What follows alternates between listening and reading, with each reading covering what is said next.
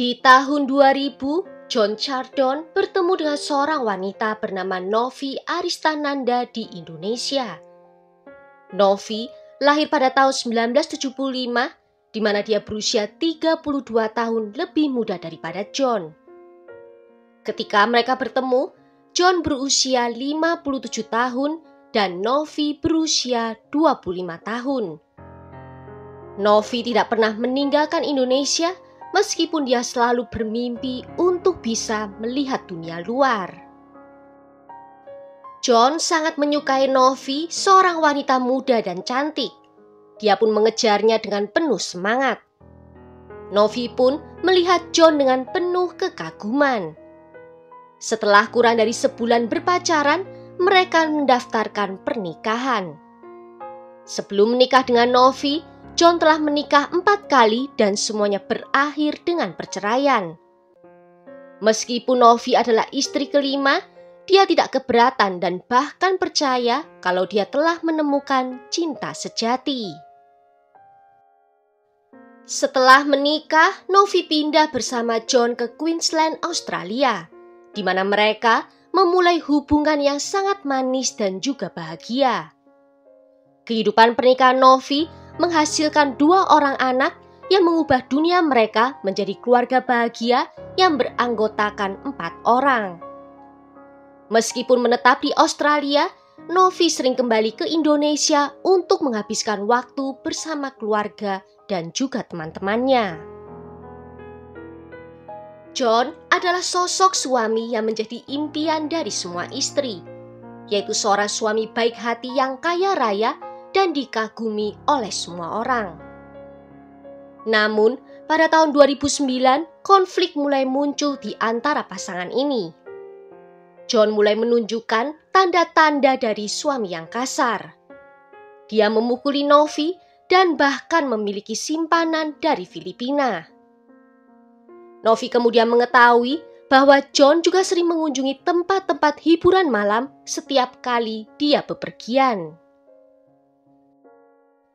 Masalah tersebut menyebabkan seringnya terjadi pertengkaran di antara mereka. Dan setelah banyaknya pertengkaran, perasaan mereka satu sama lain tidaklah lagi sama. Keduanya mengerti bahwa pernikahan mereka tidak lagi setia, tetapi demi kedua anak mereka, mereka harus tetap tinggal di bawah satu atap. Di sekitar tahun 2012, pasangan ini mulai hidup terpisah, namun masih berbagi rumah yang sama. Setelah krisis dalam pernikahan, Novi mulai menjadi lebih mandiri. Dia mendirikan bisnisnya sendiri dan membuka salon kecantikan di Australia.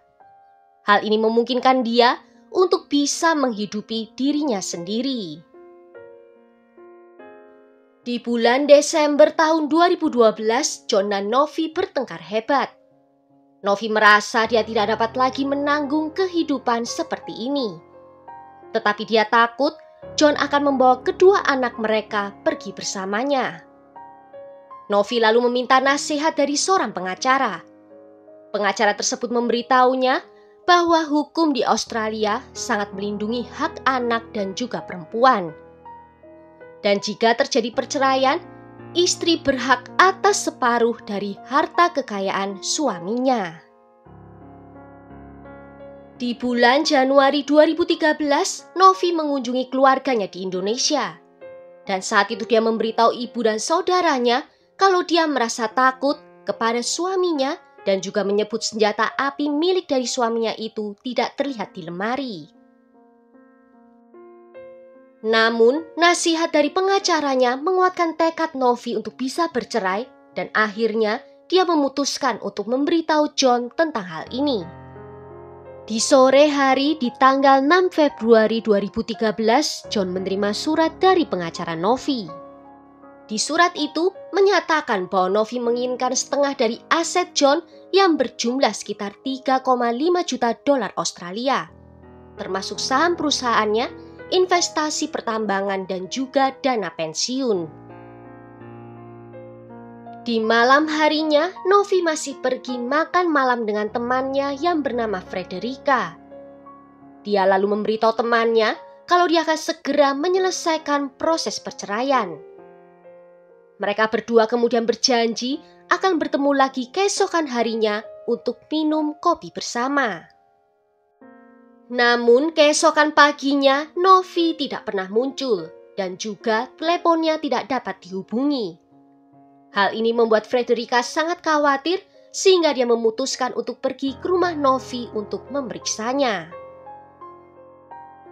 Ketika dia tiba di rumah Novi, dia bertemu dengan John yang memberitahunya bahwa Novi telah pergi meninggalkan rumah di pagi hari itu. Di dalam rumah itu ada 2 orang wanita berusia 30-an tahun. Ketika ditanya, John menjelaskan bahwa mereka adalah putrinya dari pernikahan sebelumnya. Walaupun penjelasan itu terdengar masuk akal, Frederica masih merasa curiga. Bagaimana mungkin Novi yang sudah membuat rencana dengannya untuk minum kopi bersama, tiba-tiba pergi tanpa memberi kabar. Ditambah, Novi memiliki 2 orang anak yang masih kecil dan juga bisnisnya yang tak mungkin ditinggalkannya begitu saja. Frederica hafal dengan tata letak rumah dan dia melihat ada sebuah karpet panjang yang hilang dari kamar tidur Novi. Dia juga mengetahui ada karpet di kamar tidur itu yang terlihat basah. John menjelaskan bahwa dia baru saja menggunakan pembersih karpet di pagi hari itu. Keesokan paginya, John membawa kedua anaknya dengan Novi terbang ke Indonesia. Dan di tanggal 10 Februari, laporan orang hilang dibuat oleh temannya Novi. Ketika dihubungi oleh polisi, John mengatakan kalau dia harus bepergian untuk bekerja dan dia tidak akan kembali selama 2 minggu. Baru di tanggal 25 Februari 2013, John kembali ke Australia. Dia segera dipanggil ke kantor polisi untuk diinterogasi. Dari pernyataan John, polisi mengetahui bahwa istrinya, Novi, berasal dari Indonesia. John menyatakan bahwa ketika dia bangun di pukul 6 pagi hari itu, dia mendengar istrinya menyebutkan akan pergi keluar. Tetapi karena masih setengah tertidur, dia tidak ingat kemana istrinya mengatakan dia akan pergi. John juga menceritakan dalam percakapan mereka di hari sebelumnya, Novi tampak sangat di luar kendali. Istrinya itu telah menjual perhiasannya senilai $70.000 Australia untuk mendapatkan uang tunai. John mengatakan bahwa dia sangat khawatir dengan keselamatan istrinya. Ketika ditanya oleh polisi apakah dia telah melakukan sesuatu yang mencelakakan istrinya, John menekankan bahwa dia adalah orang yang baik. Dia adalah seorang dermawan yang telah membantu banyak keluarga di Filipina dan dia dengan tegas menyatakan bahwa dia tidak tahu kemana istrinya itu pergi. Namun, keputusan John untuk melakukan perjalanan bisnis hanya meningkatkan kecurigaan terhadapnya. Tetapi setelah beberapa jam diinterogasi, dia dilepaskan tanpa dakwaan karena polisi tidak punya alasan untuk menangkapnya. Polisi tidak yakin apakah Novi masih hidup atau sudah tiada. Mereka bersikeras untuk bisa menemukan Novi secepatnya. Mereka meninjau rekaman pengawasan dari daerah sekitar beberapa kali. Mereka mencatat bahwa pada malam sebelum menghilangnya Novi, sebuah kamera di sebuah pom bensin merekamnya terlihat mengendarai mobil Volvo biru tua di sekitar pukul 11 malam. Di malam itu juga tetangganya masih melihatnya di rumah. Namun sejak saat itu hingga keesokan paginya tidak ada yang melihatnya lagi. Novi sepertinya telah menghilang tanpa jejak. Polisi menutup rumahnya sebagai TKP dan melakukan penggeledahan menyeluruh terhadap seluruh properti. Dan mereka menemukan adanya noda urin di karpet kamar tidur yang diidentifikasi sebagai milik Novi.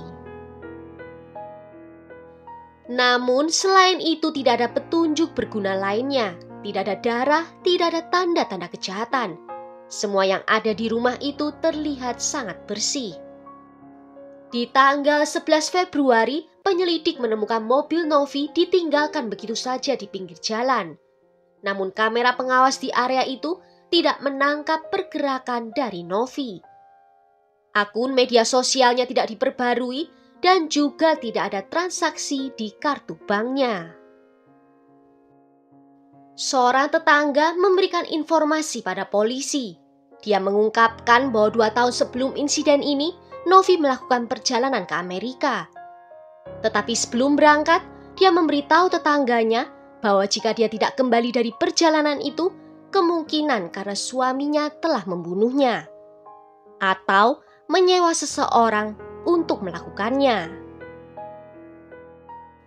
Novi meminta tetangganya itu untuk menghubungi polisi jika dia tidak kembali.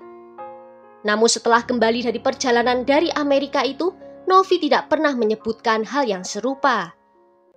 Sebelum Novi menghilang, tetangganya itu menelponnya dan Novi memberitahunya tentang perceraiannya dengan John. Novi menyatakan bahwa perceraiannya akan diselesaikan hari itu juga. Satu-satunya masalah yang tersisa adalah urusan bisnisnya. Juga di malam hari di tanggal 6 Februari itu, tetangga itu mendengar adanya suara keras seperti suara mobil yang ditabrakkan ke pintu garasi. Tetangga lainnya melaporkan bahwa dia dan pacarnya mendengar suara-suara yang terdengar seperti suara tembakan. Dalam penyelidikan di pabriknya John, polisi mewawancarai para pekerja di sana.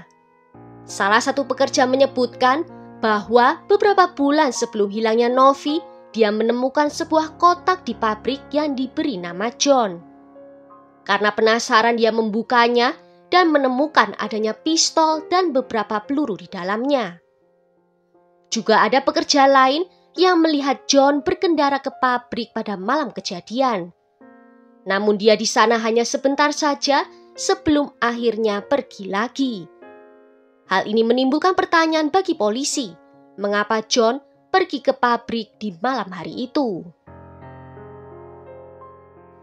Pegawai lainnya juga mengingat kalau dia menerima sebuah panggilan telepon setelah hilangnya Novi dari seseorang yang mengaku sebagai putrinya John.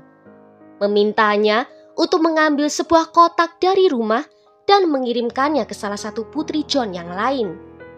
Dan itu adalah kotak yang sama yang ditemukan rekannya sebelumnya. Polisi yakin bahwa Novi terbunuh di rumahnya dan akan sangat sulit bagi John yang telah berusia 66 tahun untuk memindahkan jenazah dan membersihkan rumah sendirian. Diduga kedua putrinya datang untuk membantunya. Di tahun 2014, polisi menemukan bahwa John dan Novi sebelumnya pernah tinggal di rumahnya yang lain di daerah Gold Coast. Lokasi rumah ini cukup terpencil. Dan setahun setelah insiden terjadi, tim investigasi menduga bahwa rumah itu mungkin menyimpan sedikit petunjuk. Sehingga mereka membawa peralatan penggali dan menggali sedalam 4 meter di halaman rumah. Dan mereka menemukan adanya mobil Ford F100 putih terkubur di sana. Pada tanggal 13 Maret 2014, polisi Australia mengeluarkan hadiah publik sebesar $250.000 Australia bagi siapapun yang dapat memberikan petunjuk berharga tentang hilangnya Novi. Hadiah ini menghasilkan banyak informasi dari masyarakat. Salah seorang saksi melaporkan bahwa di sekitar pukul 10 pagi di tanggal 10 Februari mereka melihat mobil Novi di stasiun kereta. Ada pakaian yang berserakan di dalam mobil dan seorang wanita tampak khawatir berdiri di dekatnya. Di seberang mobil Novi ada sebuah mobil Ford putih dengan seorang pria botak yang kelebihan berat badan dan seorang wanita muda yang mencoba menyalakan mobil. Saksi menyebutkan bahwa adegan tersebut terlihat sangat mencurigakan. Kemudian polisi menemukan melalui rekaman pengawasan bahwa mobil Ford putih yang dimaksud oleh saksi itu adalah mobil yang ditemukan dikubur dari rumahnya John. Pada tanggal 28 Januari 2015, tim pencari yang terdiri dari 50 relawan melakukan pencarian dan penggalian di dekat properti milik John. Dengan luas pencarian total 3,6 hektar. Namun mereka tidak menemukan sesuatu yang mencurigakan. Baru pada tanggal 17 Juni 2016, setelah 3 tahun investigasi, polisi telah mengumpulkan 200 pernyataan saksi dan akhirnya memiliki cukup bukti tidak langsung untuk menangkap John dan mendakwanya dengan pembunuhan. Dalam penyelidikan mulai terungkap sisi gelap dari pria yang tampaknya dermawan dan mengungkapkan bahwa dia adalah individu yang bejat dan jahat. Polisi menemukan bahwa pada tahun 90-an John memiliki catatan kriminal dan telah dihukum karena pelecehan seksual terhadap anak-anak. Polisi lalu membuat perjanjian rahasia dengan Peter Ford, salah seorang teman satu sel John, untuk bertindak sebagai informan. Peter adalah seorang penipu berpengalaman dan seorang pencuci uang dengan pengalaman lebih dari 15 tahun. Peter setuju untuk mendapatkan pengakuan dari John dengan imbalan pengurangan hukuman. Peter lalu bersaksi di pengadilan bahwa di satu malam John mengalami gangguan mental di selnya dan mengaku kepadanya tentang pembunuhan Novi. John mengatakan kalau dia menggunakan senjata di dalam kotak misterius untuk membunuh Novi dan kemudian memisah-misahkan tubuhnya. Setelah pukul 8 malam, dia lalu membawa potongan jenazah Novi ke Southport, Queensland dan membuangnya ke lautan. Dan untuk menghindari deteksi dari para nelayan, John mengikatkan beban pada tubuh Novi dan menusuk perutnya agar gas tidak menyebabkan tubuhnya mengapung. Dia melakukan ini semua karena dia tidak ingin Novi mendapatkan setengah dari hartanya. John lalu menggunakan amonia untuk membersihkan ruangan dan karpet secara menyeluruh untuk memastikan tidak ada DNA atau bukti forensik yang tertinggal. Merasa keberatan, pengacara John berpendapat bahwa kesaksian Peter di pengadilan tidak sesuai dengan catatan kasus awal yang menunjukkan bahwa dia mungkin berbohong. Meskipun Peter dengan tegas menyangkal hal ini, kesaksiannya saja tidak cukup untuk sepenuhnya meyakinkan juri. Ketika sepertinya kasus ini menemui jalan buntu, seorang pria dari Filipina setuju untuk bersaksi. Pria ini bernama Marshall Aguilar yang menyatakan bahwa dia dan John bertemu melalui aplikasi kencan di tahun 2011. Kedua orang ini kemudian bertemu di awal tahun 2012 di mana mereka bertemu di sebuah hotel di Filipina. John lalu bertanya kepada Marshall apakah dia bisa membunuh seseorang.